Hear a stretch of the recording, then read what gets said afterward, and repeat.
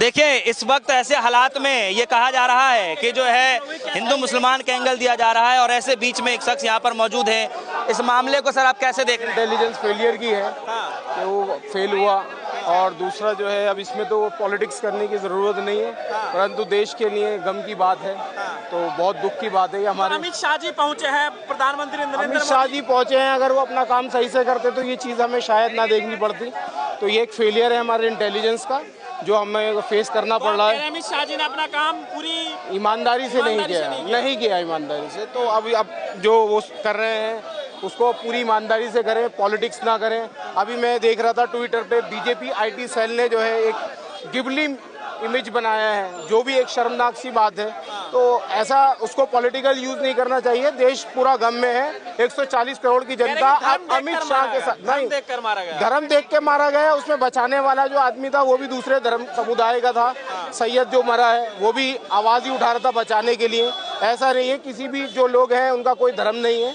एक आतंकवादी है, जानवर है, जानवर क्या करना चाहिए अमित शाह जी? अमित शाह जी को अपना स्ट्रिक्ट एक्शन लेना चाहिए, आर्मी को फ्री हैंड देना चाहिए, और आर्मी के साथ जो भी इंटेलिजेंस काम कर सकती है वो करें, उन्हें निकाले और ऐसा लेसन दिया जाए कि उनकी आने वाले भी ना सोच सकें कि वो ऐसी हिम्मत कर सकते हैं भारत के आगे। संजय राउत इस्तीफा मांग रहे हैं, तो इस्तीफा सर अमित शाह जी को इस्तीफा देना चाहिए। इससे पहले भी देश में बहुत बड़े बड़े ऐसे आतंकवादी हमले हो चुके हैं, पुलवामा हुआ है, अब ये हो चुका है हमारे पहलगाम।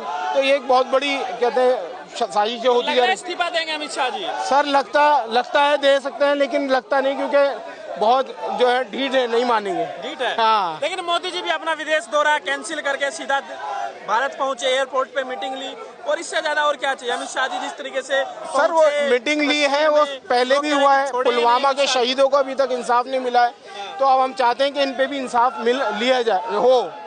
चलिए, ऐसे हालात में सर एक तरफ ये तबका देखा गया कि जो बताया जा रहा है कि धर्म देख करके, नाम देख करके जो है टारगेट किया गया, और ऐसे हालात में सर आप आए हैं कैंडल लेकर के, क्या कहना चाहेंगे? सर मैं ये कहना चाहता हूँ, मैं अपने देशवासी जो मेरे शहीद हुए हैं मैं उनके लिए कैंडल लेके आया हूँ। मैं उनके लिए श्रद्धांजलि अर्पित करने आया हूँ, कि उनको श्रद्धांजलि देने आया हूँ, धर्म देख के, जाति पे नहीं। क्योंकि मेरा देश जो है सारे जहाँ से अच्छा हिंदुस्तान हमारा, हम बुलबुले हैं इसके, ये गुलसिता हमारा। सर जब आपने वो गिबली वाली इमेज देखी जिसमें वो बताया गया, जिसका आप जिक्र कर रहे थे, जब आपने पहली बार वो तस्वीर देखी आपके मन में क्या चला? सर मेरे मन में तो नहीं रहा, मैं शॉक्ड रहा कि बीजेपी आईटी सेल जो है उसको सांप्रदायिक का रंग देना चाह रही है, पॉलिटिक्स कर रही है।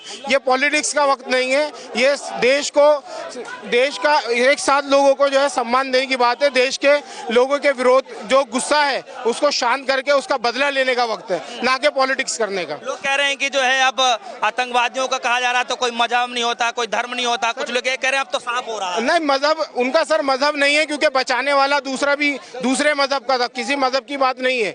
आतंकवाद का वाकई कोई मजहब नहीं होता, और ऐसे जानवर हरकत जो है कोई नहीं कर सकता, किसी की मजहब को कोई इजाजत नहीं देता है। 27 लोगों को निहत्थे मार देना ये बहुत नाइंसाफी की बात है, और उनको इंसाफ दिलाना चाहिए। अमित शाह प्रधानमंत्री, हमारे देश के मोदी दुनिया के सबसे ताकतवर प्रधानमंत्री कहे जाते हैं, वो वॉर रुकवा सकते हैं। तो हम चाहते हैं कि ये जो है इसका बदला लिया जाए। ऐसे हालात में सर एक तरफ जो है ये खबरें चलाई जा रही हैं कि जो है नाम धर्म पूछ करके मारा जा रहा है, और ऐसे इसको पॉलिटिकल रूप दिया जा रहा है। ये पॉलिटिकल नहीं है, ये हमारे देश के खिलाफ की लड़ाई है। तो देशवासी, सारे तमाम देशवासी प्रधानमंत्री के भी साथ है, अमित शाह जी के भी साथ है, इसमें पॉलिटिकल कोई नहीं चाहता है। 140 करोड़ जनता प्रधानमंत्री के साथ, देश की आर्मी के साथ खड़ी है, कंधे से कंधा मिला के हम खुद खड़े हैं। आपके समाज में क्या चीजें चल रही हैं जब से? सर हमारे समाज में भी हमारे जितने भी लोग हैं वो भी सब गमगीन हैं, दुख की बात है। निहत्थे लोगों को इस तरीके से मार देना वो भी बहुत शर्मनाक बात है, निंदनीय हरकत है, जानवर जैसी हरकत है, बहुत गंदी चीज है। आपके हिसाब से उन अपराधियों के साथ क्या कुछ करना चाहिए? सर जो भी हो सकता है, जो हमारा आइन इजाजत देता है, जितनी सख्त कार्रवाई हो सकती है वो कार्रवाई की जाए, और ऐसा एक लेसन उनके लिए तय किया जाए कि ताकि उनके दिमाग से हिंदुस्तान के खिलाफ ये चीजें निकल जाएं। जो ये खबरें चलाई जा रही हैं तमाम मीडिया में, सोशल मीडिया प्लेटफॉर्म पर, कि जो है एक धर्म को बीजेपी की आईटी सेल्स लगा रही है, लेकिन मैं उनसे दरख्वास्त करना चाहूंगा कि वो इसको सांप्रदायिक रंग ना दे। ये देश के खिलाफ, देश हिंदुस्तान के, हमारे भारत के खिलाफ जो है हमला है, उसका उसी के हिसाब से बदला लिया जाए। फिर आप लोग जो है जैसे आप आए हैं तो आपके साथ में क्या कोई और भी आना? हमारे साथ बहुत सारे लोग आए हैं। अब ऐसा है कि मतलब हमारा इस तरीके से कि मैं अलग दिख रहा हूँ, लोग बहुत सारे हैं यहाँ पर जो हमारे समाज के हैं, हमारे एरिया से हैं, बहुत सारे लोग आए जब हैं। ऐसी खबरें चल रही थी तो आप लोगों ने क्या कुछ सोचा, आपके माइंड में क्या आ रहा था उस वक्त की जो है इस तरीके से? सर जब ये खबरें चली, मैंने देखा, ट्विटर पे देखा और मतलब न्यूज़ पे देखा, तो बहुत बुरा लगा, दिल को धक्का सा लगा, परेशान हुए, रात को नींद भी नहीं आई। तो इसी तरीके से आज जो है इनको जो है हम श्रद्धांजलि देने आए हैं। मोदी जी जो है अपने दौरे से वापस आए और देखिए मीटिंग कर रहे हैं। अमित शाह जी भी जो है दौरा करके आए, श्रद्धांजलि लेकर आए। आप क्या चाहते हैं, आप लोग क्या करना चाहते हैं? सर मैं चाहता हूँ सख्त से सख्त कार्रवाई हो, उनसे हमारा बदला लिया जाए किसी भी तरीके से, और जो है जो आतंकवादी हैं या उनके पूरे संगठन को नेस्त नाबूद किया जाए और ख़त्म किया जाए। सर ये देखिए किस तरीके से जो है कैंडल लगाया जा रहा है। एक तरफ ये कहा गया कि जो है धर्म देखकर नाम पूछ करके जो है ये कार्रवाई की गई, लेकिन आप देखेंगे किस तरीके से इस जो है प्रदर्शन के अंदर एक शख्स ऐसे भी मौजूद रहे जिन्होंने आतंकवादियों के खिलाफ ही मोर्चा खोल दिया है।